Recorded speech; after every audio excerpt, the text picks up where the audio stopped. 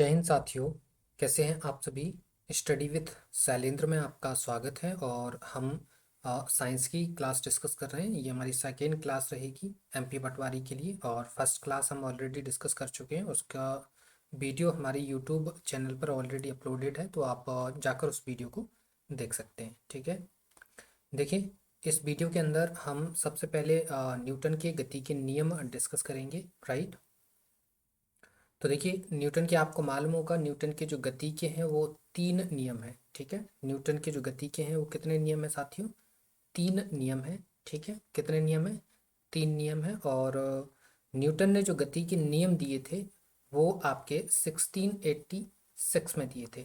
कितने में दिए थे? 1686 में। ठीक है, और वैसे न्यूटन ने दो तरीके के नियम दिए हैं, एक आपका गति का नियम दिया हुआ है और एक गुरुत्वाकर्षण का नियम इन्होंने दिया हुआ है। ठीक है, तो सबसे ज़्यादा जो क्वेश्चंस पूछे जाते हैं अगर न्यूटन्स लॉ को लेकर, तो न्यूटन के जो गति के नियम हैं उनसे ज़्यादा प्रश्न बनते हैं आपके, और गुरुत्वाकर्षण के नियम से आपके उतने ज़्यादा क्वेश्चंस नहीं बनते हैं। ठीक है, तो आपने क्या पढ़ना है? न्यूटन्स के लॉ पढ़ेंगे हम।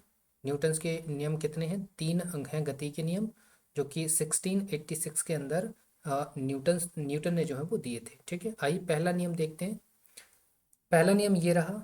देखिए पहला नियम क्या है। पहला नियम है कि ये जो पहला नियम है न्यूटन का, वो ये कहता है कि यदि कोई वस्तु है, वो वस्तु अगर विराम की अवस्था में है तो वह हमेशा विराम की अवस्था में ही रहेगी। अगर वो गति की अवस्था में है तो फिर वो गति की ही अवस्था में रहेगी। लेकिन कब तक? वो तब तक अपनी इस पोजीशन को बरकरार रखेगी जब तक उस पर कोई भी बाहरी बल आरोपित नहीं हो जाता। Right, clear? न्यूटन का फर्स्ट लॉ क्या है? न्यूटन का फर्स्ट लॉ है कि जब कोई जो वस्तु है वो अगर विराम की अवस्था में है तो वो विराम ही रहेगी, विराम अवस्था में ही रहेगी।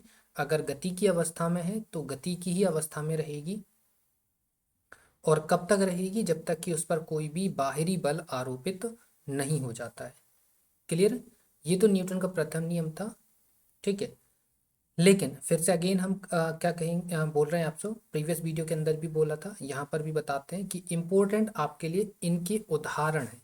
ठीक है, एग्जाम्पल्स आपके एग्जाम के अंदर पूछे जाते हैं। आपकी डेफिनेशन जो है वो उतनी इम्पोर्टेंट नहीं है एग्जाम के पॉइंट ऑफ व्यू से। ठीक है, तो आइए हम मेन पोर्शन पर चलते हैं, इसके उदाहरण को डिस्कस करते हैं। और देखिए ये कुछ एग्जाम्पल्स हैं। जैसे कि कारपेट को अगर छड़ से पीटते हैं तो जो धूल के कण हैं वो कारपेट से नीचे झड़ने लग जाते हैं। ये किस वजह से झड़ते हैं? ये न्यूटन के प्रथम नियम के कारण जो है वो झड़ जाते हैं। ठीक है, जैसे कि चलती हुई ट्रेन है, जब अगर आप ट्रेन चल रही हो, ट्रेन के अंदर आप बैठे हैं, इट मीन्स आप भी किस अवस्था में? गति की अवस्था में। ठीक है, ट्रेन किस, अगर ट्रेन चल रही हो, ट्रेन में आप बैठे हैं तो आप भी किस अवस्था में होंगे? गति की अवस्था में। इट मीन्स आपकी जो बॉडी है वो भी किस तरीके से बिहेव करेगी? एक गतिशील वस्तु की तरह बिहेव करेगी। ठीक है, तो आप जब भी ट्रेन से उतरेंगे तो क्या करेंगे? आप ट्रेन से उतरने के बाद आगे की ओर भागेंगे। क्यों भागेंगे? जिस ओर ट्रेन जा रही है उस ओर ही उतर के भागेंगे। ठीक है, ताकि क्या होगा कि आपकी स्पीड जो है वो क्या हो जाए, ट्रेन की स्पीड से मैच हो जाए और आप जमीन पे ना गिरे। क्लियर? आया समझ में आपको? ठीक है, क्योंकि न्यूटन का जो प्रथम नियम है ना वो जड़त्व के नियम को फॉलो करता है। क्लियर है? तो क्या है, आपको सेकंड ये समझ में आया कि जब चलती हुई ट्रेन है, चलती हुई ट्रेन से कूदने वाला यात्री हमेशा ट्रेन की गति की दिशा में ही कूद कर आगे की तरफ बढ़ता है। ठीक है, ये क्यों? ये क्यों ऐसा करता है? क्योंकि वो अगर वो ऐसा नहीं करेगा तो गिर जाएगा। ठीक है, गिर क्यों जाएगा? क्योंकि यहाँ पर न्यूटन का प्रथम नियम जो है वो फॉलो हो रहा होता है। ठीक है, जैसे कि आम के पेड़ को अगर आप हिलाते हैं तो आम नीचे गिर पड़ते हैं। ये किस नियम की वजह से? ये भी न्यूटन के प्रथम नियम के कारण ही ऐसा होता है। ठीक है, और आपके लिए देखिए साथियों एग्जाम्पल्स वेरी वेरी इंपॉर्टेंट हैं, तो आप एग्जाम्पल्स को समझिएगा, सीखिएगा। ठीक है, और उनको रिलेट करिएगा किससे? इस डेफिनेशन से। जब आप रिलेट कर लेंगे डेफिनेशन से तो आपको ईजिली एग्जाम्पल्स जो है वो समझ में आने लग जाएंगे। ये वो एग्जाम्पल्स आपके साथ डिस्कस करे जा रहे हैं जो एग्जाम्स के अंदर पूछे जा चुके हैं। ठीक है, देखिए आगे कुछ और है। जैसे एथलीट है, अगर आपको लॉन्ग जंप या हाई जंप लेना है तो क्या करेंगे, आप पहले कुछ दूरी का रन अप लेंगे। रन अप क्यों लेंगे? ताकि आपकी बॉडी किस में आ जाए, मूवमेंट की पोजीशन में आ जाए। ठीक है, आपकी बॉडी जो है, आपकी बॉडी किस में आ जाएगी, गति की अवस्था में आ जाएगी। तो फिर क्या होगी, आपकी जब आप जंप मारेंगे तो आपकी बॉडी को पीछे से एक बल क्या कर रहा होगा, धक्का दे रहा होगा। क्यों, किस वजह से? ये न्यूटन के प्रथम नियम के कारण। ठीक है, आगे जैसे कि जब दौड़ता हुआ घोड़ा होता है, वो जब अचानक रुक जाता है तो घुड़सवार क्या होता है, आगे की ओर गिर पड़ता है। और जब घोड़ा अचानक दौड़ना प्रारंभ करता है तो घुड़सवार क्या करता है, पीछे की ओर झुक जाता है। ठीक है, सेम ये वाला जो सेम है, ये जो सेम कंडीशन है, ठीक है, ये वाली सेम कंडीशन आपको कहाँ देखने के लिए मिल जाएगी? इसका एक और एग्जाम्पल आपके एग्जाम के अंदर पूछा जाता है। वो पूछा जाता है कि एक बस है, एक बस है जो कि हमने जड़त्व के नियम में आपको बताया था। ये जो बस है, ठीक है, इसमें यहाँ पे एक व्यक्ति बैठा हुआ है, सीट पर एक व्यक्ति बैठा हुआ है, और ये बस जो है ना, ये खड़ी है। ठीक है, स्टॉप की पोजीशन में है। ठीक है, अब ड्राइवर ने जब ये गाड़ी को ड्राइवर जब इस गाड़ी को आगे की तरफ बढ़ाएगा, जब ड्राइवर क्या करेगा, आगे की तरफ गाड़ी को बढ़ाएगा, तो बाहर से एक बल क्या अंदर की तरफ लगेगा, और व्यक्ति जो है वो क्या हो जाएगा, पीछे की तरफ झुक जाएगा। क्यों?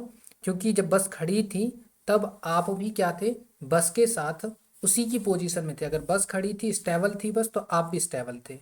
बस में गति आएगी तो आप में भी गति आएगी। ठीक है, तो जब बस एक्सीलेटर क्या हुआ, एक्सीलेटर जब ड्राइवर मारेगा बस को चलाने के लिए, वैसे ही बस आगे की तरफ जाएगी और आप पीछे की ओर झुक जाएंगे। ठीक है, सिमिलर, जब बस अगर चल रही है, बस चल रही है और बस ड्राइवर क्या करता है, अगर ब्रेक मारता है तो ब्रेक मारने के दौरान क्या होता है कि आप किस ओर झुक जाते हैं, आगे की तरफ झुक जाते हैं। ठीक है, तो ये एग्जाम्पल भी, बस का जो एग्जाम्पल है ये भी आप याद रखें, क्योंकि ये एग्जाम्पल भी काफ़ी बार आपके एग्जाम में पूछा गया है। ठीक है, एक ये घोड़े वाला और ये बस वाला।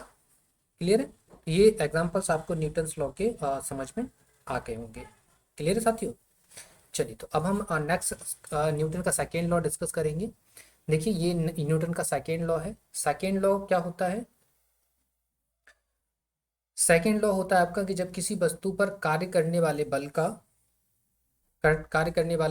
का मान उस वस्तु के द्रव्यमान तथा वस्तु में उत्पन्न त्वरण के गुणनफल के समानुपाती होता है। इट मीन्स जो आपका बल होता है वो समानुपाती होता है किसके, द्रव्यमान और किसके, गुणनफल के। ठीक है, तो ये किसका नियम हो गया, ये हो गया आपका न्यूटन का द्वितीय नियम। क्लियर? समझ में आया क्या है न्यूटन का द्वितीय नियम? क्या है न्यूटन का द्वितीय नियम? कहता है कि जो बल होता है, जो बल होता है वो किसके गुणनफल के समानुपाती होगा, वो द्रव्यमान और त्वरण के गुणनफल के समानुपाती होगा। क्लियर है? इसके आइए आपको एग्जाम्पल से ज़्यादा अच्छा समझ में आएगा। ठीक है, एग्जाम्पल्स देखिए, इसके उदाहरण, जैसे कि आप पक्के फर्श पर गिरते हैं। ठीक है, पक्के फर्श पर गिरने वाले व्यक्ति को कच्चे फर्श पर गिरने वाले व्यक्ति से अधिक चोट लगती है। ठीक है, क्या होता है कि जो फर्श होता है ना, पक्का फर्श और कच्चे फर्श में फर्क क्या होता है? पक्का फर्श जो होता है वो नीचे से सरफेस क्या है उसकी, हार्ड है। ठीक है, सरफेस क्या है, हार्ड है। और आप जब गिरेंगे तो आपका द्रव्यमान जो है वो किस पे आके लगेगा, इस पर। ठीक है, तो जब आपका द्रव्यमान और त्वरण एक साथ जब आके इस पर टकराएंगे तो आपका फोर्स भी क्या हो जाएगा, उतना ही ज़्यादा हो जाएगा। ठीक है, क्योंकि ये जो सरफेस है, ये सरफेस भी ऊपर की तरफ बल लगाएगी और आप जब गिरेंगे तो ये ऊपर से नीचे की तरफ बल लगा रहे होंगे। इस वजह से आपको क्या, चोट ज़्यादा लग जाती है। ठीक है, चोट भी आपको पता है किस हिसाब से लगती है? आपका अगर वजन ज़्यादा होगा तो आपको चोट ज़्यादा लगेगी, वजन कम होगा तो आपकी चोट कम लगेगी। क्यों? क्योंकि फोर्स कितना होगा आपके जो आपका जो द्रव्यमान है उसके इक्वल लगेगा। ठीक है, द्रव्यमान और त्वरण के मल्टीप्लाई के इक्वल लगेगा। ठीक है, अगर आप इसका क्या वजन बढ़ा देंगे, अगर आप वजन बढ़ा देंगे, ठीक है, तो आपका बल बढ़ जाएगा। या फिर आप त्वरण को बढ़ा दीजिए, फिर भी आपका बल जो है वो बढ़ जाएगा। इट मीन्स अगर आप अगर यहाँ से गिरेंगे और इतनी हाइट से गिरें, आप अगर मान लीजिए 10 फीट की हाइट से गिरे और आप एक व्यक्ति जो है वो 5 फीट की हाइट से गिरा, तो चोट किसको ज़्यादा लगेगी, त्वरण किसका ज़्यादा होगा? ठीक है, किसको में चोट ज़्यादा लगेगी? जो 10 फीट से गिरा है। जो 5 फीट से गिरा है उसको कम चोट लगेगी। ठीक है, लेकिन इसमें तो इसमें हाइट के अलावा इसमें आपका क्या, द्रव्यमान भी काउंट किया जाएगा।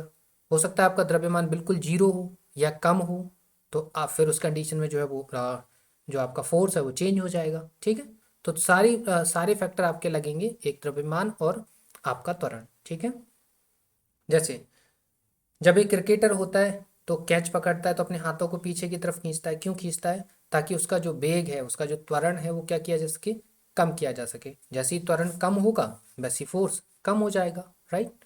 जैसे ही आपका त्वरण कम होगा वैसे ही क्या हो जाएगा, उसका जो फोर्स है वो कम हो जाएगा। कम हो जाएगा तो चोट नहीं लगेगी। क्लियर?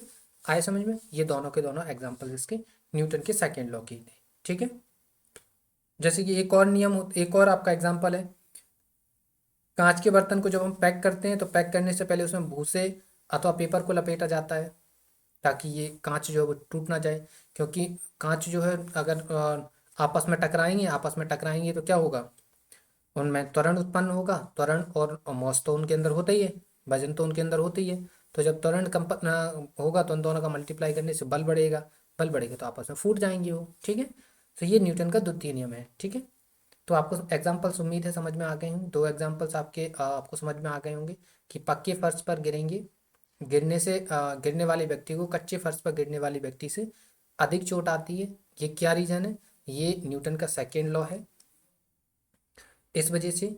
दूसरा हमने क्या बताया कि जब क्रिकेटर है वो जो कैच पकड़ता है तो अपने हाथों को पीछे की तरफ खींचता है।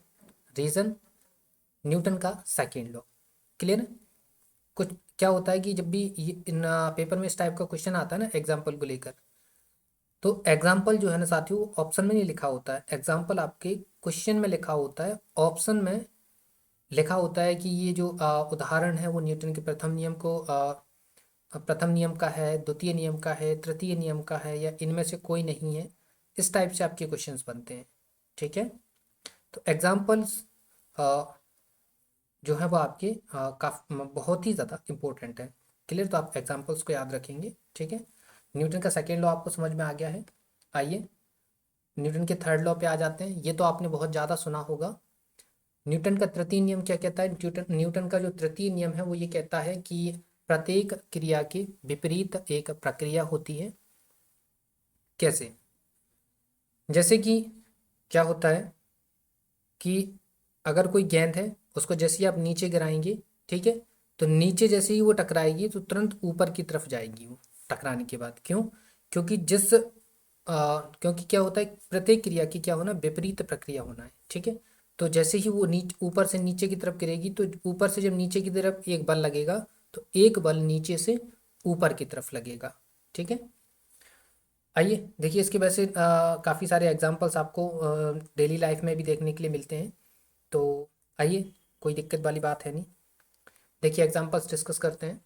जैसे घोड़ा जो है वो गाड़ी को खींचे, घोड़े का गाड़ी को खींचना।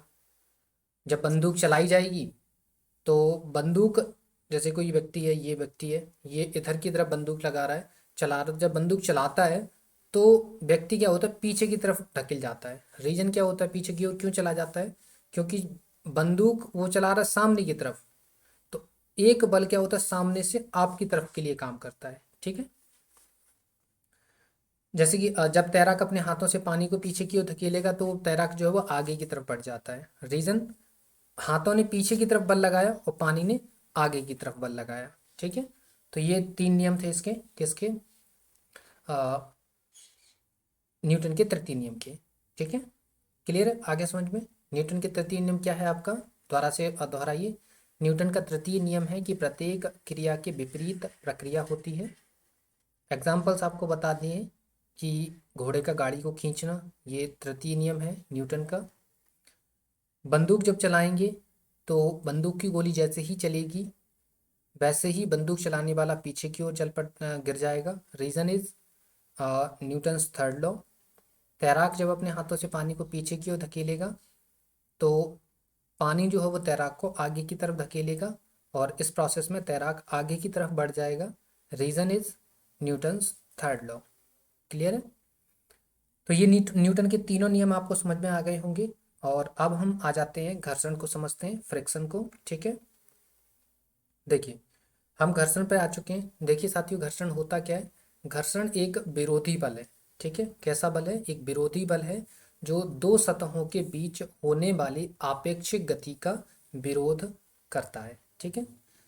अब घर्षण जो है ना साथियों, घर्षण बल जो है ये आपको इससे लाभ भी है, इससे हानि भी है। लाभ क्या है?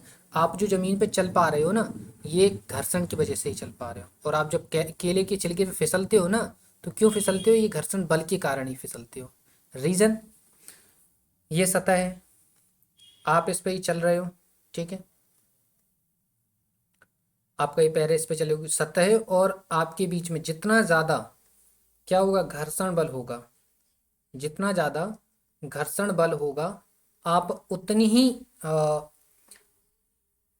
सावधानी के साथ उस पर चल पाएंगे, आपको गिरेंगे नहीं आप। ठीक है। लेकिन अगर आपके पैर के नीचे, इस सतह के बीच में और आपके पैर के बीच में छिलका आ जाएगा, तो जो छिलका जो है ना, वो घर्षण बल को कम कर देगा। जब घर्षण बल कम हो जाएगा तो फिर आप जो है वो फिसल जाएंगे। ठीक है।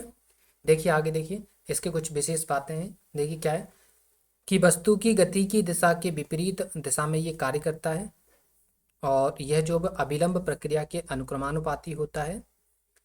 स्थैतिक घर्षण बल से लोटनी घर्षण बल का मान कम होता है, और इसी कारण जो है आप रोलर को खींचने की अपेक्षा उसको अगर लुढ़काएंगे ढड़काएंगे तो वो ज़्यादा आसान होता है। ठीक है। दो सतहों के बीच का घर्षण बल उनके संपर्क क्षेत्रफल पर निर्भर नहीं करता है, बल्कि सतहों की प्रकृति पर निर्भर करता है कि सतह की प्रकृति कैसी है। सतह की प्रकृति बिल्कुल सपाट है, सतह की प्रकृति या खुरदुरी है, इस पर डिपेंड करता है कि बल जो है वो कितना लगेगा। ठीक है। आप तुम तो कहते 4 बीघा पे खड़े हो, तो जरूरी थोड़ी ना है कि वो वहाँ पे घर्षण बल ज़्यादा होगा। घर्षण बल कब ज़्यादा लगेगा? जितनी ज़्यादा खुरदरी जमीन होगी, घर्षण बल का मान उतना ज़्यादा होगा। और अगर सतह चिकनी है तो घर्षण बल का मान कम होगा। क्लियर है? समझ में आया आपको? ठीक है। ये पॉइंट्स आपको नोट कर लेना है, और यहीं से आपके घर्षण को लेकर प्रश्न पूछे जाते हैं। क्लियर है? अभी कुछ टाइम बाद अपन जैसे ही अपनी फिजिक्स खत्म होती है वैसे ही अपन एमसीक्यूज डिस्कस करेंगे, और एक नया चैप्टर स्टार्ट कर लेंगे इसका, साइंस का। बायो या स्टार्ट कर लेंगे या केमिस्ट्री स्टार्ट कर लेंगे, और साथ ही साथ आपको फिजिक्स का एमसीक्यूज जो है वो मिलते रहेंगे। क्लियर? तो वहाँ पे आपकी और ज़्यादा प्रैक्टिस हो जाएगी, लेकिन फिलहाल इन चीज़ों को आप याद कर लीजिएगा। क्लियर है? ये सारी चीज़ें आपको थ्योरी इसलिए प्रोवाइड करवाई जा रही है कि जब एमसीक्यूज लगाए जाएं तो आपके पास एक बेस होगा, एक वजन होगा चीज़ों को समझने का। ठीक है। क्लियर? चलिए तो आगे बढ़ सकते हैं हम। आगे बढ़ जाते हैं, और अब देखिए हम इसके प्रॉफिट लाभ की बात करते हैं। घर्षण के लाभ क्या क्या हैं? देखिए घर्षण के लाभ क्या होता है। घर्षण का ये लाभ होता है कि आप सतह पर आसानी से चल पाते हैं, और घर्षण के कारण ही मनुष्य सतह के ऊपर सीधा खड़ा हो पाता है। ठीक है। अभी जस्ट बताया आपको कि आप जब खड़े होते हैं तो आपके सतह के नीचे, जमीन के नीचे और आपके पैर के बीच में जितना ज़्यादा घर्षण बल होगा, आप उतनी आसानी से उस पर चल पाएंगे। ठीक है। और जितना घर्षण बल कम होगा, उतना ही आप चलने में आपको प्रॉब्लम क्रिएट होगी। ठीक है। इसीलिए आपको बताया था कि सतह जितनी ज़्यादा खुरदरी होगी, सतह अगर कैसी है? खुरदुरी है, तो घर्षण बल क्या होगा? ज़्यादा होगा। तो क्या होगा? घर्षण बल ज़्यादा होगा वहाँ पर। और अगर सतह क्या है? चिकनी है, सतह क्या है आपकी? चिकनी है, तो फिर घर्षण बल क्या होगा? कम होगा। ठीक है। फिर क्या होगा साथियों? जो आपका घर्षण बल है वो क्या हो जाएगा? कम हो जाएगा। क्लियर है? चलिए तो घर्षण बल के लाभ आपने देख लिए। आइए हानि को भी देख लेते हैं। तो देखिए घर्षण बल से होने वाली हानि। हानि क्या है? हानि ये है कि जितना ज़्यादा, अगर ज़्यादा घर्षण बल लगेगा तो जाहिर सी बात है ज़्यादा ऊर्जा भी लगेगी। क्या लगेगी? ज़्यादा ऊर्जा लगेगी। और ज़्यादा घर्षण होगा तो मशीनों में टूट फूट भी होगी। ज़्यादा घर्षण होगा तो गाड़ियों का जो वेग है वो एक निश्चित मान से अधिक नहीं हो पाएगा। ठीक है। क्योंकि क्या करेगा, जब गाड़ी चलेगी, ऐसे गाड़ी चलेगी, तो जो घर्षण है ना, घर्षण बल जो है वो इस गाड़ी को हमेशा रोकने की काम रोकने का जो है वो प्रयास करेगा। ठीक है।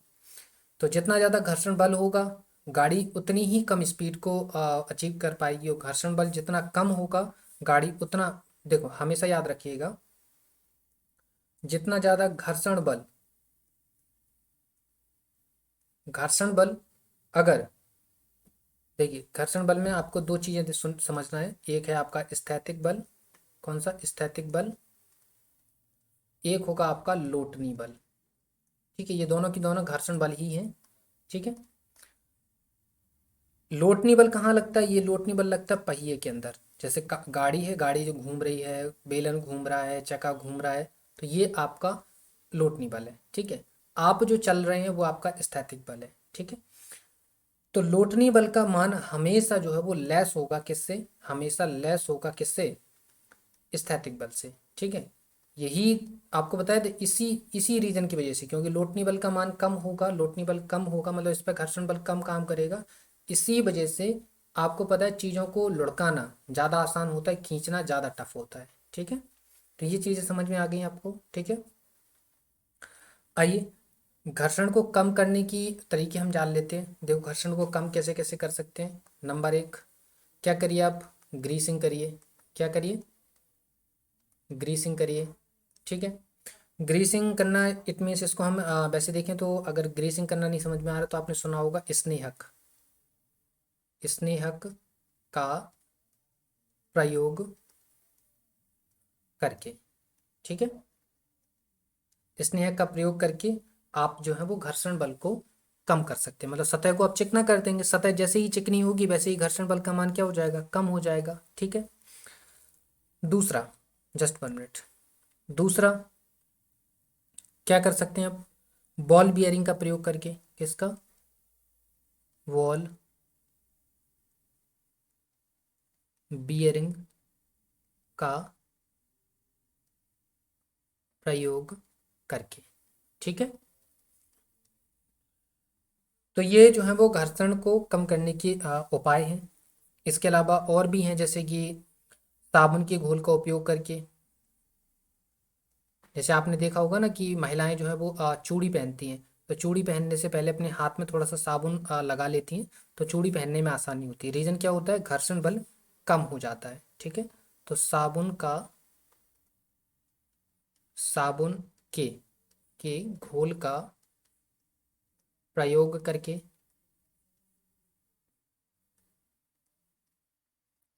ठीक है। एंड नेक्स्ट देख लीजिए, पाउडर का यूज़ करके। पाउडर का आप यूज़ करेंगे तो आपकी सतह क्या हो जाएगी? चिकनी हो जाएगी।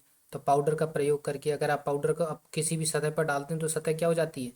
चिकनी हो जाती है। जब चिकनी होगी तो क्या हो जाएगा? घर्षण बल कम हो जाएगा। ठीक है। क्या हो जाएगा? सतह जैसे ही चिकनी होगी वैसे ही घर्षण बल जो है वो कम हो जाएगा। ठीक है। इसलिए आपको दो चीज़ें याद रखिए, घर्षण बल कहाँ ज़्यादा होगा? घर्षण बल ज़्यादा कहाँ होगा? देखिए ज़्यादा कहाँ होगा? ज़्यादा होगा आपका खुरदरी सतह पर। कहाँ पर? खुरदरी सतह पर घर्षण बल क्या होगा? ज़्यादा होगा। और कम कहाँ होगा? कम होगा चिकनी सतह पर। ठीक है। जो सतह चिकनी होगी वहाँ पर घर्षण बल कम होगा, और जहाँ पर जो सतह है वो खुरदरी होगी तो वहाँ पर साथियों आपका जो घर्षण बल है वो ज़्यादा हो जाएगा। ठीक है। ये चीज़ें आपको समझ में आ गई हैं, क्लियर? और इन दो पॉइंट्स को समझ के आप जो है आई थिंक पूरा का पूरा अ, घर्षण को समझ गए होंगे। ठीक है। अगर आपको दो पॉइंट समझ में आ गए हैं कि अगर सतह खुरदरी है तो घर्षण बल ज़्यादा, सतह चिकनी है तो घर्षण बल कम। ठीक है। इसी बेस पे आप इसके प्रॉफिट लॉस डेफिनेशन, कम करने के उपाय, ये सारी की सारी चीज़ें आप खुद ब खुद सोच सकते हैं। ठीक है। ये मेन बेस आपको याद रखना है। ठीक है। कौन सा वाला? ये जो अभी आपको बताया है, इसको आप ध्यान ध्यान से समझेंगे तो अभी तक हमने जो 2 से 3 स्लाइडों में पढ़ा है वो इतनी सी डेफिनेशन के अंदर आप उसको जो है वो समाहित कर सकते हैं और समझ सकते हैं। क्लियर है कि जो घर्षण बल है वो किस टाइप का है। अब हम आ जाते हैं गुरुत्वाकर्षण बल पे, और हम गुरुत्वाकर्षण बल को समझ लेते हैं। ठीक है।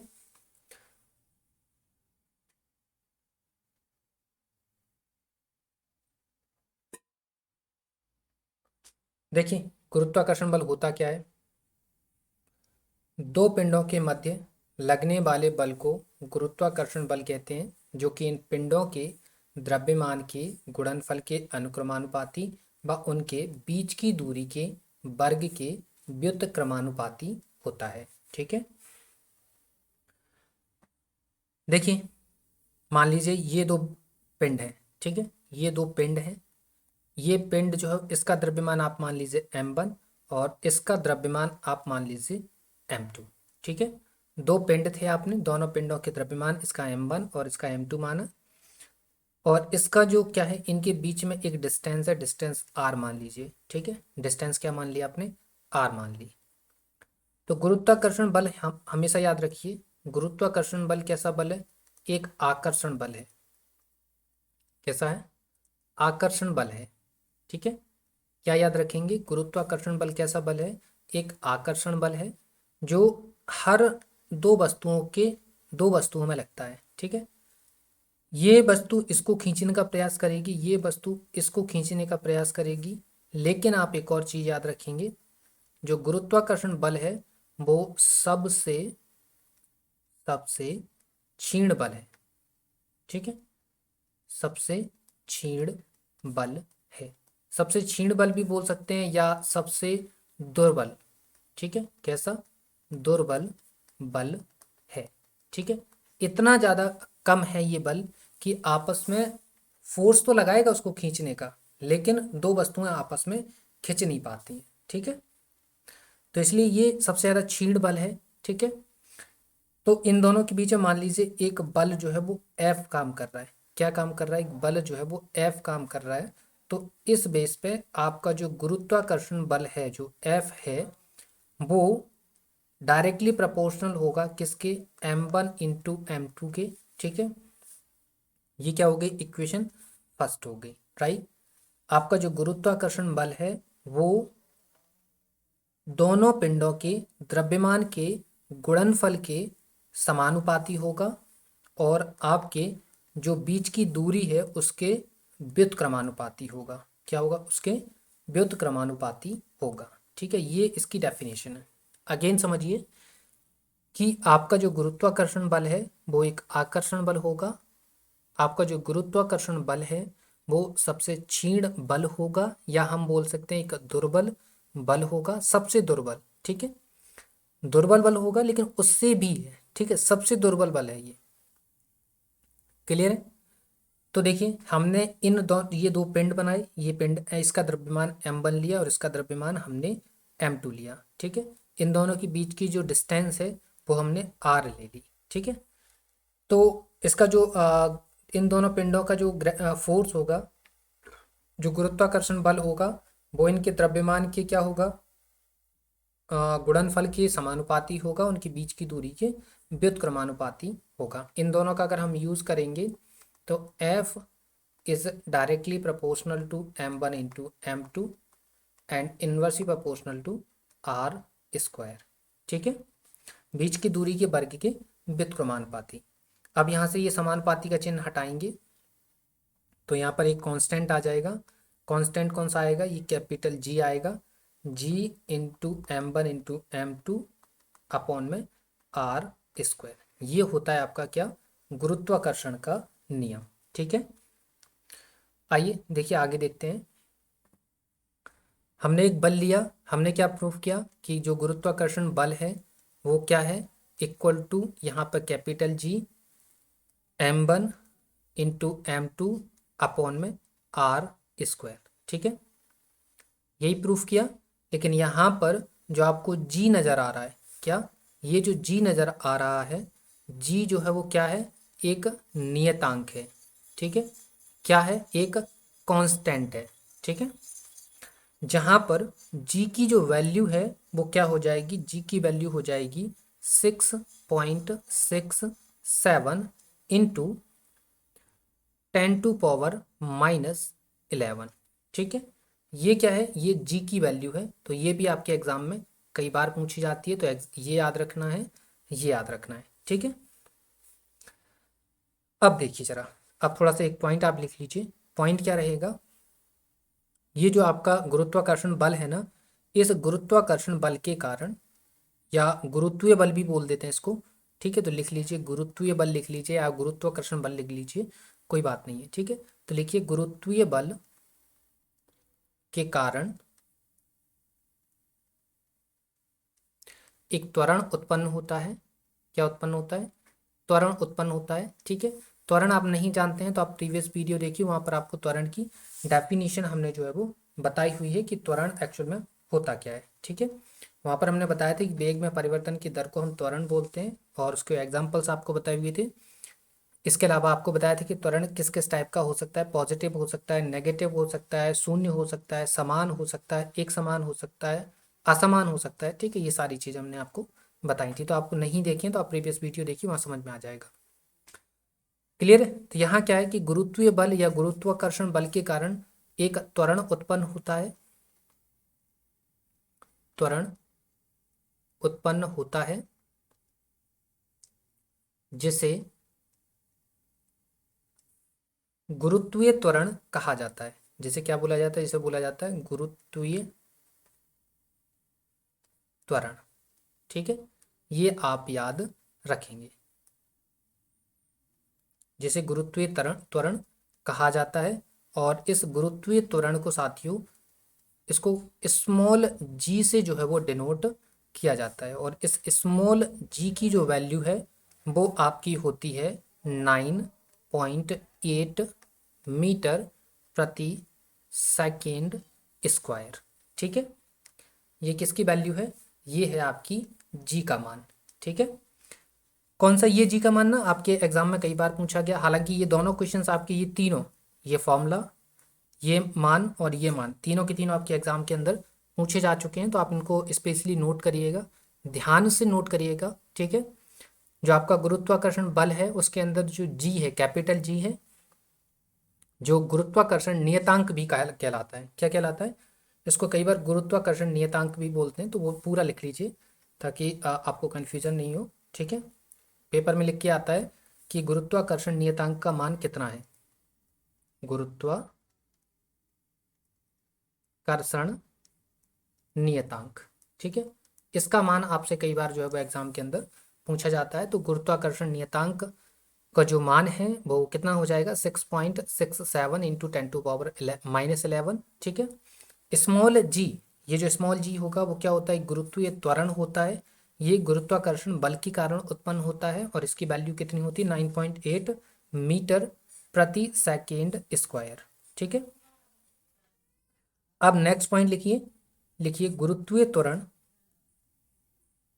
गुरुत्वीय त्वरण का मान, गुरुत्वीय त्वरण का मान सर्वाधिक कहाँ होता है वो आप लिखेंगे। ठीक है, और सबसे कम कहाँ होता है? सबसे कम कहाँ होता है? ये दो पॉइंट्स आप लिखेंगे। ठीक है, देखिए सर्वाधिक होता है, सर्वाधिक होता है आपका ध्रुवों पर। गुरुत्वाकर्षण, गुरुत्वीय जो त्वरण है, गुरुत्वीय त्वरण, उसका सर्वाधिक मान होता है आपका ध्रुवों पर, और सबसे कम होता है आपका विषुवत रेखा पर। ठीक है, किस पर होता है सबसे कम? सबसे कम होता है विषुवत रेखा पर। क्लियर है? ये लिख लिया आपने। ठीक है, तो सर्वाधिक यहाँ पे पृथ्वी के संबंध में बात करें तो पृथ्वी की बात करते हैं हम। ठीक है, पृथ्वी पर जो गुरुत्वीय त्वरण है वो सर्वाधिक ध्रुवों पर होगा और सबसे कम विषुवत रेखा पर होगा। क्लियर है? तो ये दो पॉइंट्स आपने नोट कर लीजिए, कर लिए? ठीक है, चलिए तो आगे चल सकते हैं अपन। देखिए अब आगे देखिए जरा, ये लिख गया आपका। अब नेक्स्ट पॉइंट आप लिखेंगे, लिखिए पृथ्वी की घूर्णन गति बढ़ाने पर गुरुत्वीय त्वरण, गुरुत्वीय त्वरण जिसे हम किससे रिप्रेजेंट करते हैं? स्मॉल जी से। गुरुत्वीय त्वरण का मान कम हो जाता है, कम हो जाता है। ठीक है, इसको आप नोट करेंगे अपनी नोटबुक में, ये नेक्स्ट पॉइंट है आपका। इसके जस्ट अपोजिट, अगर घूर्णन गति को बढ़ाने पर आपका गुरुत्वीय त्वरण का मान जो है वो अगर कम हो रहा है, तो जाहिर सी बात है इसके अपोजिट, अगर पृथ्वी की घूर्णन गति को हम क्या कर दें? घटा दें। पृथ्वी की घूर्णन गति को घटाने पर गुरुत्वीय त्वरण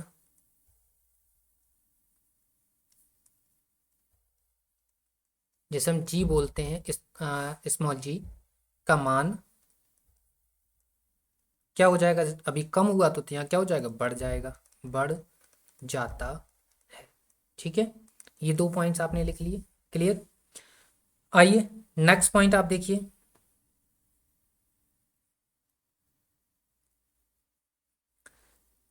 अब देखिए, अगर देखो पहला लिखा, पृथ्वी की घूर्णन गति अगर बढ़ेगी तो गुरुत्वीय त्वरण कम होगा।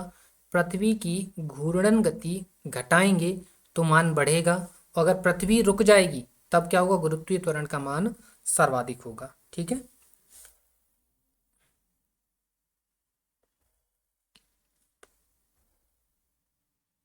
ठीक है। तो क्या लिख सकते हैं? हम लिख सकते हैं पृथ्वी की घूर्णन गति बंद कर दें तो क्या हो जाएगा?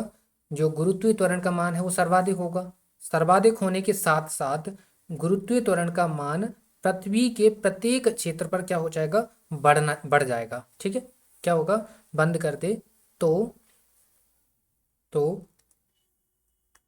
ध्रुवों पर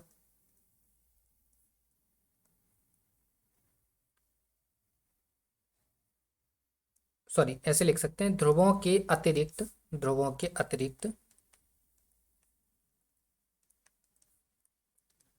पृथ्वी के प्रत्येक अक्षांश पर प्रत्येक अक्षांश पर गुरुत्वीय त्वरण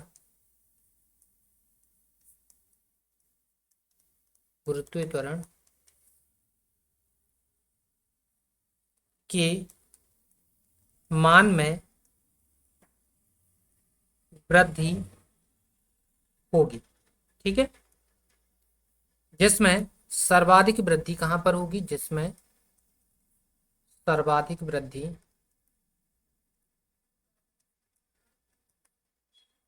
0 डिग्री अक्षांश, जिसे हम किस नाम से जानते हैं? जैसे जानते हैं हम विषुवत रेखा, विषुवत रेखा। तो सर्वाधिक वृद्धि 0 डिग्री अक्षांश पर होगी। ठीक है, किस पर होगी? 0 डिग्री अक्षांश पर होगी। क्लियर? ये चीज आपने नोट कर ली। ठीक है, तो गुरुत्वीय त्वरण के बारे में आपको इतना सीखना था। फिर हम आगे की तरफ देखते हैं क्या सीखा हमने। देखो प्रीवियस यहाँ से देखिए जरा, हमने क्या देखा था? यहाँ पे देखिए आप, गुरुत्वाकर्षण बल पे हमने देखा था गुरुत्वाकर्षण बल कैसा बल है? एक आकर्षण बल है। ठीक है, कैसा बल है? एक आकर्षण बल है, सबसे क्षीण बल है। इसकी डेफिनेशन के अकॉर्डिंग हमने ये फॉर्मूला प्रूफ किया था। डेफिनेशन क्या थी? गुरुत्वाकर्षण बल जो है वो क्या होता है? पिंडों के द्रव्यमान के गुणनफल के अनुक्रमानुपाती या बोल दीजिए समानुपाती। ठीक है, तो ये इक्वेशन बन गई उससे। फिर आगे बोला उनके बीच की दूरी के वर्ग के व्युत्क्रमानुपाती, तो ये हमने लिख दिया। यहाँ पर हाँ एक और चीज लिख लीजिए तीसरा पॉइंट बनाकर, कि गुरुत्वाकर्षण का जो बल है वो व्युत्क्रम वर्ग का नियम फॉलो करता है। व्युत्क्रम, ठीक है, व्युत्क्रम लिखना है, व्युत्क्रम। यहाँ जस्ट बनिएगा नहीं, 1 मिनट, अब लिख देते हैं। ठीक है, व्युत्क्रम वर्ग का नियम फॉलो करता है। ठीक है, फॉलो करता है। कौन फॉलो करता है? गुरुत्वाकर्षण बल। क्लियर है? ये आ गया समझ में आपको? तो ये लिख गया आपको, ये फॉर्मूला आपने ड्राइव कर लिया, राइट? ये आपने समझ लिया होगा। इसके अलावा ये फॉर्मूले के बेस पे ये जो जी था वो क्या कहलाता है? गुरुत्वाकर्षण नियतांक कहलाता है। इसकी वैल्यू आपने देख ली। इसके अलावा आपने गुरुत्वीय ये भी देखा कि गुरुत्वाकर्षण बल या गुरुत्वीय बल या ग्रेविटेशनल फोर्स के कारण जो एक त्वरण उत्पन्न होता है उसको हम क्या बोलते हैं? उसको हम बोलते हैं गुरुत्वीय त्वरण, जिसे हम स्मॉल जी से रिप्रेजेंट करते हैं, डिनोट करते हैं। इसकी वैल्यू ये होती है। ठीक है, अब हम पृथ्वी पर गुरुत्वीय त्वरण के मान की बात करें तो सर्वाधिक मान होता है ध्रुवों पर और सबसे कम होता है आपका विषुवत रेखा पर। ठीक है, इसको लेकर कुछ चीज़ें और थीं। वो चीज़ें क्या थीं, ये देखिए, पृथ्वी की घूर्णन गति अगर हम बढ़ाएंगे तो गुरुत्वीय त्वरण का मान घट जाएगा, राइट। फिर क्या लिखा था हमने कि अगर पृथ्वी की घूर्णन गति को घटाएंगे तो गुरुत्वीय त्वरण का मान बढ़ जाएगा। और अगर हम पृथ्वी की घूर्णन गति बिल्कुल ही बंद कर दें तो फिर जो आपका गुरुत्वीय त्वरण है उसका मान सर्वाधिक हो जाएगा। इसके अलावा ध्रुवों पर इसके मान में वृद्धि होगी, प्रत्येक पृथ्वी के प्रत्येक अक्षांश पर इसकी वृद्धि होगी। और इसके अलावा जो पृथ्वी पर 0 डिग्री अक्षांश है, यहाँ पर ये जो आपका गुरुत्वीय त्वरण है इसके मान में सर्वाधिक वृद्धि होगी। और 0 डिग्री अक्षांश को हम क्या बोलते हैं, 0 डिग्री अक्षांश को हम विषुवत रेखा, भूमध्य रेखा, ठीक है, इसको हम भूमध्य रेखा भी बोलते हैं, याद रखिएगा। 0 डिग्री जो अक्षांशीय रेखा है इसको हम भूमध्य रेखा भी बोलते हैं। ठीक है, तो यहाँ पर जो जी की वैल्यू है वो सर्वाधिक हो जाए, सॉरी, इसके जी के मान में सर्वाधिक वृद्धि हो जाएगी। ठीक है, क्लियर है। चलिए, तो ये चीज़ें आपको समझ में आ गई हैं। एक दो चीज़ें और देख लीजिए, उसके बाद हम इस लेक्चर को ख़त्म करते हैं। देखिए, नेक्स्ट लिख लीजिए, हेडिंग डालिए, विद्युत चुंबकीय बल। ठीक है, कौन सा है, विद्युत चुंबकीय बल, जिसे हम बोलते हैं इलेक्ट्रोमैग्नेटिक फोर्स। ठीक है, क्या बोलते हैं, इलेक्ट्रोमैग्नेटिक फोर्स। ठीक है, इसका पहला पॉइंट लिख लीजिए आप। ये ज़्यादातर एग्जाम्स में आपका आता नहीं है, लेकिन थोड़ा सा इंफॉर्मेशन के लिए आप इसको रख लीजिए, ताकि आपको ज़्यादातर कोई भी अगर ऐसे क्वेश्चन बाय द वे बन भी जाता है तो कोई भी प्रॉब्लम क्रिएट नहीं होगी। ठीक है, तो यहाँ पर देख लीजिए क्या है, यहाँ पे लिखिए, आपने देखा था गुरुत्वाकर्षण बल क्या होता है, क्षीण बल होता है, सबसे क्षीण बल होता है। तो ये क्या होगा, यह बल गुरुत्वीय बल की अपेक्षा, गुरुत्वीय बल की अपेक्षा बहुत अधिक प्रबल होता है, बहुत अधिक प्रबल होता है। ठीक है, सेकेंड पॉइंट आप लिख लीजिए इसका, ये भी क्या होता है, व्युत्क्रम वर्ग के नियम का पालन करता है। यह भी व्युत्क्रम वर्ग के नियम का पालन करता है। ठीक है,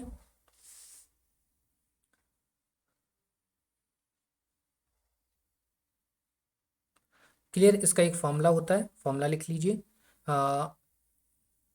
इलेक्ट्रोमैग्नेटिक फोर्स का जो फॉर्मूला होता है वो होता है 1/4 पाई mu into m1 into m2 upon में आर स्क्वायर। ठीक है, यहाँ पर जो म्यू है वो आपका माध्यम की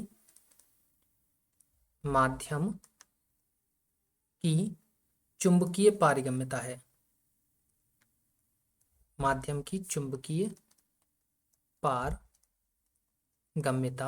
है। ठीक है, ये आपके लिए ज़्यादा इम्पोर्टेंट तो नहीं है, लेकिन आप फिर भी इंफॉर्मेशन के लिए आप इसको लिख लीजिए, ताकि आपको कभी भी अगर इस टाइप से कोई इस पोर्शन को लेकर अगर क्वेश्चन आता है तो आपको कभी भी प्रॉब्लम क्रिएट ना हो। ठीक है, तो आज के हमने वीडियो के अंदर क्या देखा, आज की वीडियो के अंदर हमने न्यूटन के तीनों नियम देखे। तीनों नियम के अलावा हमने घर्षण को देखा, घर्षण के अलावा हमने गुरुत्वाकर्षण बल को देखा, और फिर हमने जो है लास्ट में विद्युत चुंबकीय बल को जो है वो पढ़ लिया। ठीक है, इसके दो ही पॉइंट्स आपको याद करना है, याद कर लीजिए। ठीक है, ज़्यादा चीज़ें हम आपको नहीं बता रहे हैं, सफिशिएंट डेटा देने की कोशिश कर रहे हैं, तो आप उसको समझिए। ठीक है, और सपोर्ट बनाए रखिए आप अपना, क्लियर है। आपको यकीन मानिए आपको बेस्ट डेटा दिया जाएगा, और आपके एग्ज़ाम से पहले आपको सारी चीज़ें प्रोवाइड करवा दी जाएंगी। अभी एमपीजी की स्टार्ट नहीं हुई, एमपीजी की का भी डेटा आपको यकीन मानिए इतना बेस्ट डेटा दिया जाएगा कि आप भी कहेंगे कि हाँ मज़ा आया। ठीक है, मान सकते हैं आपको थोड़ा चमक धमक नहीं दिख रही होगी, लेकिन फिर भी आप पेशेंस बना के रखिए, आप डेटा को देखिए, आप चमक धमक मजाक मस्ती ये सब छोड़ दीजिए, ठीक है। तो मिलते हैं आपसे नेक्स्ट वीडियो में, तब तक के लिए धन्यवाद। आपसे सिर्फ एक रिक्वेस्ट रहेगी कि चैनल को लाइक करिए, चैनल को सब्सक्राइब जरूर कर दीजिएगा, और क्लास पसंद आए तो क्लास को लाइक करिए, क्लास को शेयर करिए, चैनल पे आप नए हैं तो चैनल को सब्सक्राइब तो बिल्कुल ही करना है, ठीक है। तो मिलते हैं आपसे नेक्स्ट वीडियो में, तब तक के लिए धन्यवाद।